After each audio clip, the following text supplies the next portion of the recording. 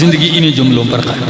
آپ کھڑے رہے، پتھروں کی برسات میں بھی کھڑے رہے۔ امام بخاری نقل کرتے ہیں اپنی تاریخ کبیر کے اندر منیب سے، وہ اپنے والد سے، وہ اپنے دادا سے نقل کرتے ہیں کہ ایک صحابی فرماتے ہیں، کیونکہ وہ صحابی ہیں، فرماتے ہیں میں نے ذوالمجاز کے بازار میں دیکھا، میں نے اوکاز کی منڈی میں دیکھا، ایک جوان ہے خوبصورت اور رانا چمکدار چہرے والا، صبح کا وقت ہے اور وہ کھڑے ہو کے کہتا ہے یا ایوہ الناس، اے لوگوں قولوا لا الہ الا اللہ تفلحوا، اے لوگوں مان جاؤ، کہہ لو کہ لا الہ، کوئی الہ حاجت روا نہیں الا اللہ، اگر ہے تو کون ہے؟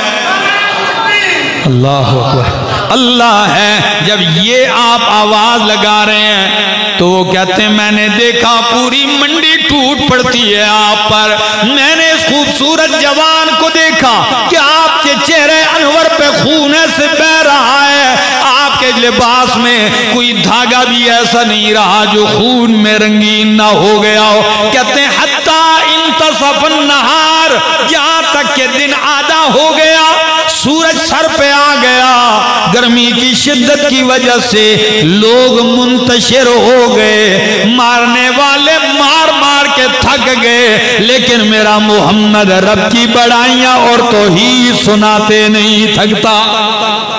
اللہ اکبر۔ تو یہ کیا کہتے ہیں؟ کہتے ہیں جب میں نے یہ منظر دیکھا تو اچانک دیکھتا ہوں جمگٹھا پیچھے ہٹتا ہے، حتی جاءت جاریت، ایک نوجوان لڑکی آتی ہے، بعصم من الماء، کسی برتن میں پانی لیے ہوئے آ گئی اور آ کر اس خوبصورت جوان کے چہرے اور ہاتھوں کو دھونے لگی۔ میں نے پوچھا لوگوں مجھے بھی تو بتاؤ یہ خون میں رنگین خوبصورت و حسین چہرہ کس کا ہے، یہ کون ہے؟ بتانے والے نے کہا یہی وہ ہیں جن کا نام محمد ہے صلی اللہ علیہ وسلم۔ میں نے پوچھا یہ لڑکی کون ہے، یہ کون ہے جس نے آ کے آپ کے رنگین ہاتھوں کو دھویا خون سے؟